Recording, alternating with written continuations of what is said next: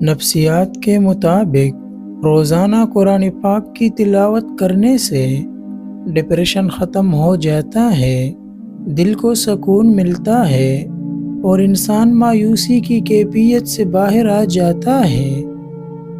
کیا آپ جانتے ہیں اگر آپ 11 گھنٹے سے زیادہ بیٹھے رہتے ہیں تو جان لیں کہ 50% چانسز ہے کہ آپ 2 سال میں بیمار ہو جائیں گے۔ نفسیات کے مطابق ایسا شخص جو پرواہ نہ کرنے کا دکھاوا کرتا ہو، اصل میں وہی سب سے زیادہ پرواہ کرتا ہے۔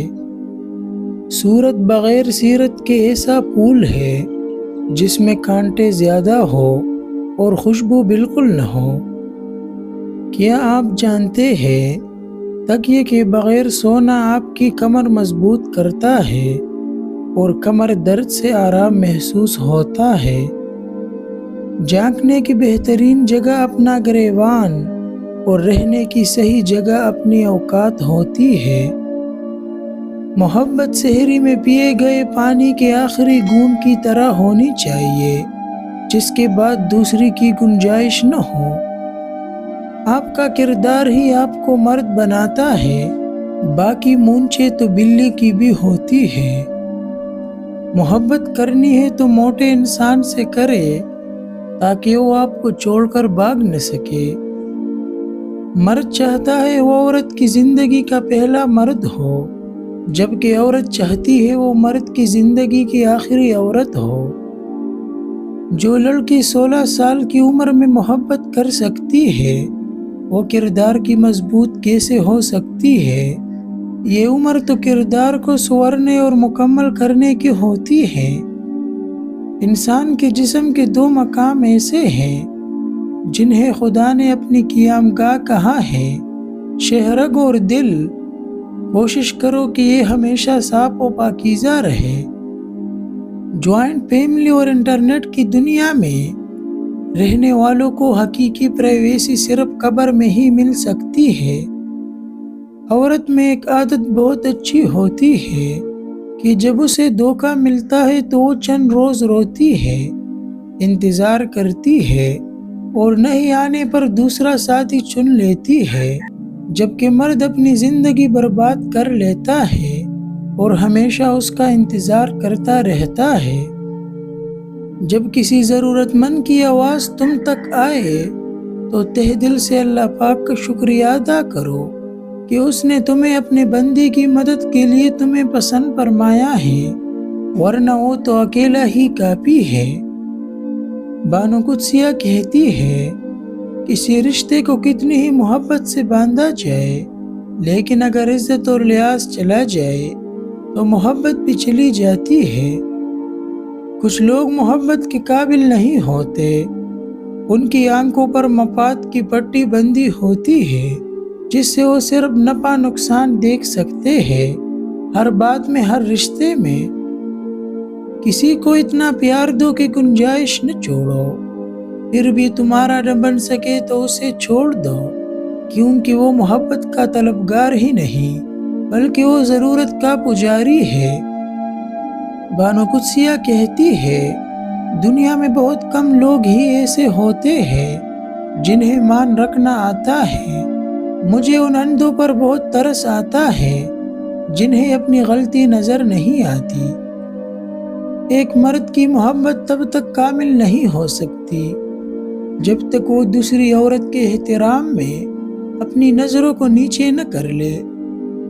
محبت کے بہت سے رنگ ہوتے ہیں، لیکن محبت میں سب سے خوبصورت رنگ عزت کا ہوتا ہے۔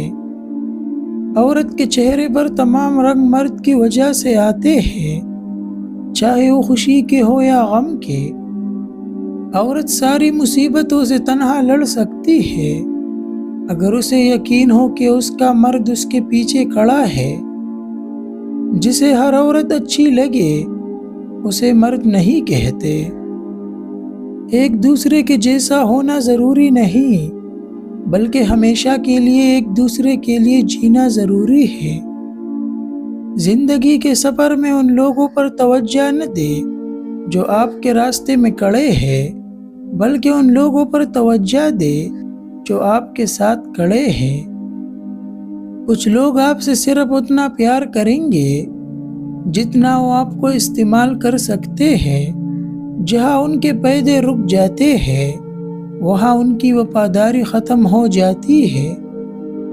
ہر موٹا انسان سوچتا ہے ایسا کیا کھاؤں کہ پتلا ہو جاؤں، لیکن سوچتا وہ کھانے کا ہی ہے۔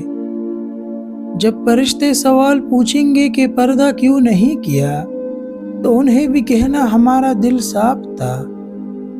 اگر عورت اپنی زبان کو اور مرد اپنے غصے کو کنٹرول کر لے تو ہر گھر میں خوشیوں کا گہوارہ بن جائے گا۔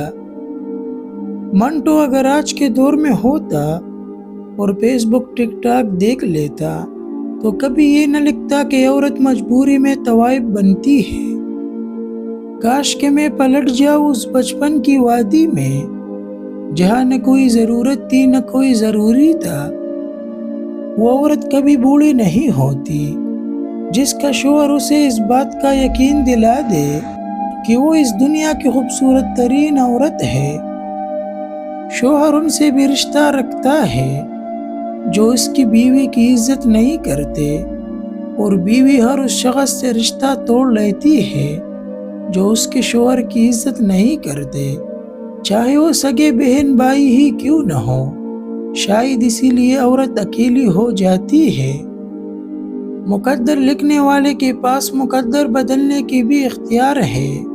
تم بس اپنی دعاؤں پر یقین رکھو، راستے نکالنا اللہ کا کام ہے۔ باپ کا حکم مانو تاکہ خوشحال ہو سکو، باپ کی سختی برداشت کرو تاکہ باکمال ہو سکو۔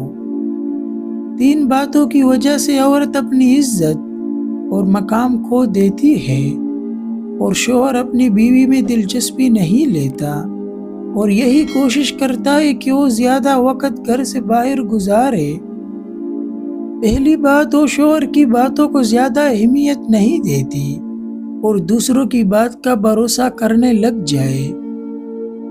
دوسری بات، وہ شوہر کی کمائی سے زیادہ فرمائشیں کرنے لگ جائے اور ہر وقت غربت کا طعنہ دینے لگ جائے تو شوہر کو بہت دکھ ہوتا ہے کہ میں اس کی بیجا فرمائشوں کو پورا نہیں کر سکتا۔ تیسری بات، وہ اس کی اولاد کو برا بھلا کہتی ہو اور یہی الفاظ ہر وقت اس کی زبان پہ ہو کہ یہ منحوس اولاد نہ ہوتی تو میری زندگی اچھی ہوتی۔ ویڈیو دیکھنے کا شکریہ۔ کمنٹ سیکشن میں اپنی قیمتی رائے کا اظہار ضرور کیجیے اور اس ویڈیو کو اپنے دوستوں کے ساتھ اس نیت سے شیئر کریں کہ انہیں بھی کچھ سیکھنے کا موقع ملے۔ شکریہ۔